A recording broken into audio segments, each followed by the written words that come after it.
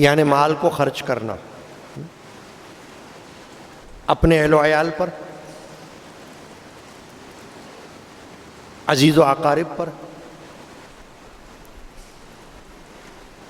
غریبوں، یتیموں، مسکینوں، محتاجوں، ناداروں، مستحقوں پر، راہ خدا میں۔ اور راہ خدا کی تفصیل بہت بڑی ہے، فی سبیل اللہ بہت وسیع ہے، سب کچھ راہ خدا ہے۔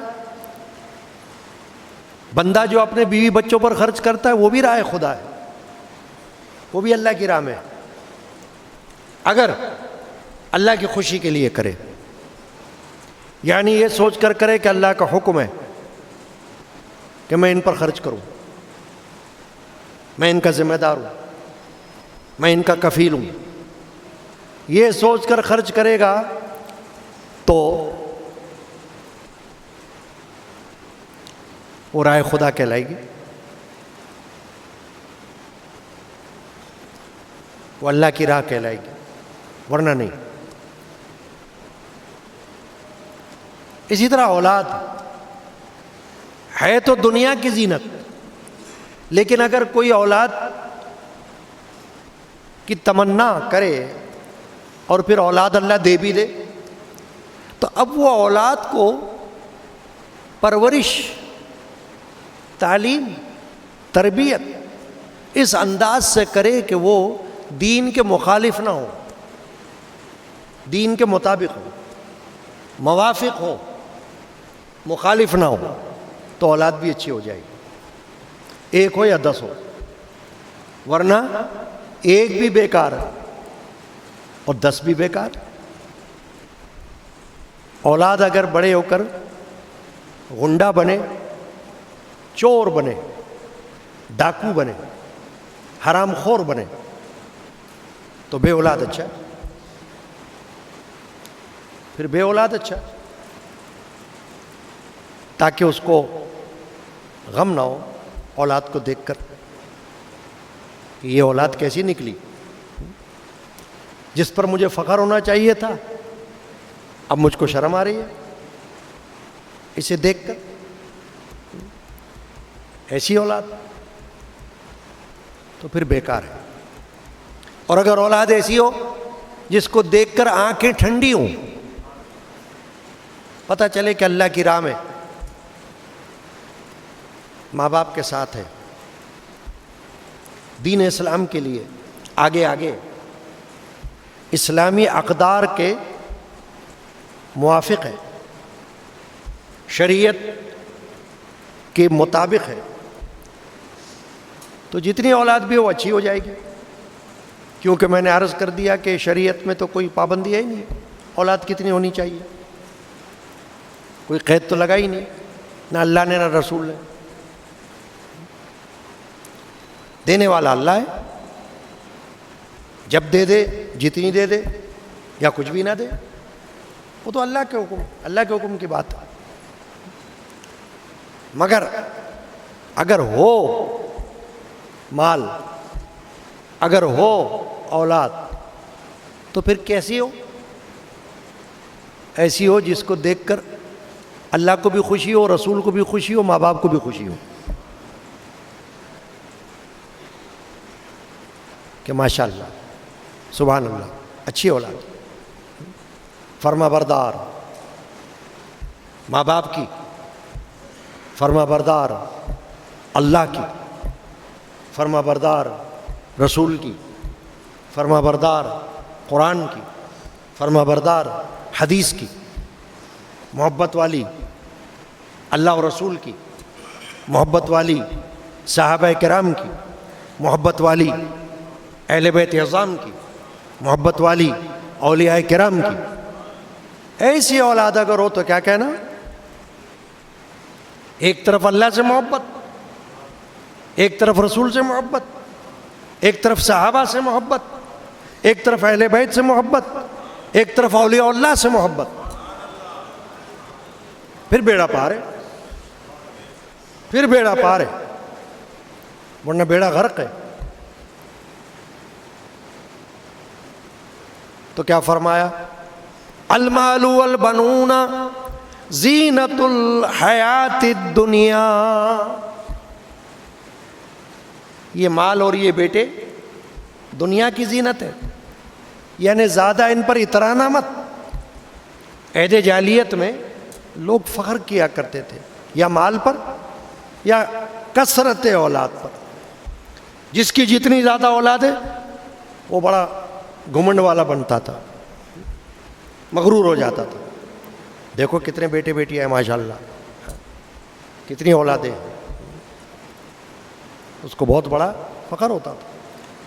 اللہ فرماتا ہے یہ کوئی ایسی فخر کی بات نہیں ہے جب تک کہ یہ قابل فخر نہ ہو۔ قابل فخر تو ہو تب فخر کرو، اور قابل فخر نہ ہو تو پھر تو بیکار ہے، پھر تو افسوس ہے، پھر کیا فخر کریں گے؟ پریشانی ہے نا، پھر تو بیکار ہے۔ قرآن مجید میں ایک اور جگہ مال کو اور اولاد کو اللہ تعالیٰ نے فتنہ بیان کیا ہے، فتنہ فرمایا وَاعْلَمُوا أَنَّمَا أَمْوَالُكُمْ وَأَوْلَادُكُمْ فتنہ۔ بتاؤ، میں جو باتیں کر رہا ہوں قرآن سے کر رہا ہوں، اپنے پاس سے نہیں کر رہا، قرآن کی روشنی میں بتاؤ یا حدیث کی روشنی میں ہوگی۔ کیا فرمایا اللہ نے دوسری جگہ؟ وَاعْلَمُوا، فرمایا جان لو، خبردار جان لو، وَاعْلَمُوا أَنَّمَا، بے شک، أَمْوَالُكُمْ، تمہارے مال، وَأَوْلَادُكُمْ، اور تمہاری اولادیں، چاہے وہ بیٹے ہوں چاہے بیٹیاں ہوں، فتنہ، فرمایا فتنہ ہے، یعنی آزمائش ہے۔ اللہ تم کو ایک دے کر بھی آزماتا ہے اور 10 دے کر بھی آزمائے گا، روپیہ ایک دے کر بھی آزمائے گا اور روپیہ 1000 اور لاکھ دے کر بھی تم کو آزمائے گا اللہ، کہ تم کیا کرتے ہو اس سے، مال سے کیا کرتے ہو، اولاد سے کیا کرتے ہو۔ آزمائش ہوگی تمہاری، اور کبھی ایسی آزمائش ہو جائے گی کہ تم ان کی وجہ سے پریشان ہو جاؤ گے، پریشانی میں آ جاؤ گے، یا اللہ یہ مال کی وجہ سے بہت پریشان ہو گیا ہوں میں، کبھی کہو گے یا اللہ یہ اولاد کی وجہ سے بہت پریشان ہو گیا ہوں۔ اس کو کہتے ہیں آزمائش، اسے کہتے ہیں فتنہ، کیونکہ فتنہ کا اصل معنی ہے آزمائش۔ تو آزمائش اللہ فرماتا ہے یہ ہے تمہارے لیے دنیا میں، تم مال تو مانگتے ہو، مانگو، منع نہیں کیا اللہ نے، تم اولاد بھی مانگتے ہو، مانگو، منع نہیں کیا اللہ نے، مگر یاد رکھنا یہ مال اور یہ اولاد آزمائش ہے۔ اگر تم نے ان کو قابو میں نہ رکھا، اگر تم نے ان کی اٹھان، ان کی گروتھ، ان کی پرورش اسلام کے مطابق نہ کی، شریعت کے مطابق نہ کی، طریقت کے مطابق نہ کی، عشق و محبت اللہ و رسول کی، صحابہ کی، اہل بیت کی، اولیاء کرام کی، اگر ان کے دلوں میں تم نے نہ بھری، ان کے ذہن و دل میں تم نے یہ باتیں نہ ڈالی، تو پھر یہی مال اور یہی اولاد تمہارے لیے آزمائش بن جائے گی۔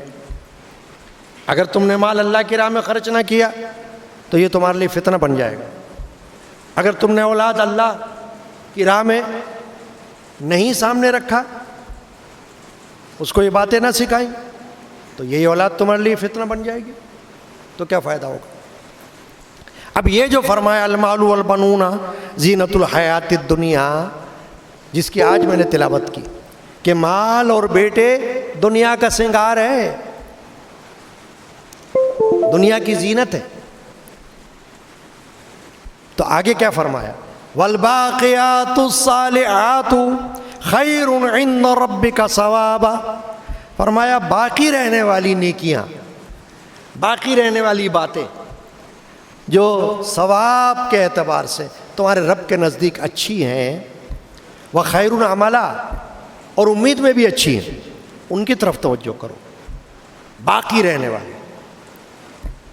اس میں مختلف اقوال ہیں، احادیث صحابہ سے منقول ہے اور رسول اللہ صلی اللہ علیہ وسلم سے بھی منقول ہے کہ باقی رہنے والی نیکیوں میں ایک تو ہے زبانی نیکیاں. کیا؟ حضور سے پوچھا گیا یا رسول اللہ یہ باقیات الصالحات یہ کیا ہے؟ کیا ہے باقی رہنے والی نیکیاں؟ فرمایا التسبیح والتحمید والتہلیل والتکبیر. فرمایا یہ تسبیح ہے، تحمید ہے، تہلیل ہے، تکبیر ہے. یعنی سبحان اللہ پڑھتے رہو، الحمدللہ پڑھتے رہو، لا الہ الا اللہ پڑھتے رہو، اللہ اکبر پڑھتے رہو. فرمایا یہ باقی رہنے والی نیکیاں ہیں. تم مر جاؤ گے مگر یہ تمہارے لیے باقی رہیں گے، تمہیں فائدہ پہنچائیں گے، قبر میں بھی پہنچائیں گے، حشر میں بھی پہنچائیں گے. یعنی کثرت کرو. حضور نے فرمایا باقی رہنے والی نیکیوں کی کثرت کرو. صحابہ نے پوچھا کیا ہے کثرت؟ فرمایا یہ. کہیں فرمایا 5 وقت کی نمازیں باقی رہنے والی نیکیاں، باقی رہنے والی نیکیاں یہ ہیں. اور کہیں صحابہ سے منقول ہے اور علماء کرام سے منقول ہے کہ بہت ساری نیکیاں اس کے اندر آ جاتی ہیں دین و دنیا کی. اللہ کی راہ میں جو کچھ تم کر رہے ہو نا، راہ للہ فی سبیل اللہ، اور اللہ کی خوشی کے لیے نیک نیتی کے ساتھ، دکھاوے کے لیے نہیں، نمود و نمائش کے لیے نہیں، سیاست کے لیے نہیں، شہرت کے لیے نہیں، اللہ کے لیے. فرمائے وہ باقی رہیں گے. پل بنا چاہ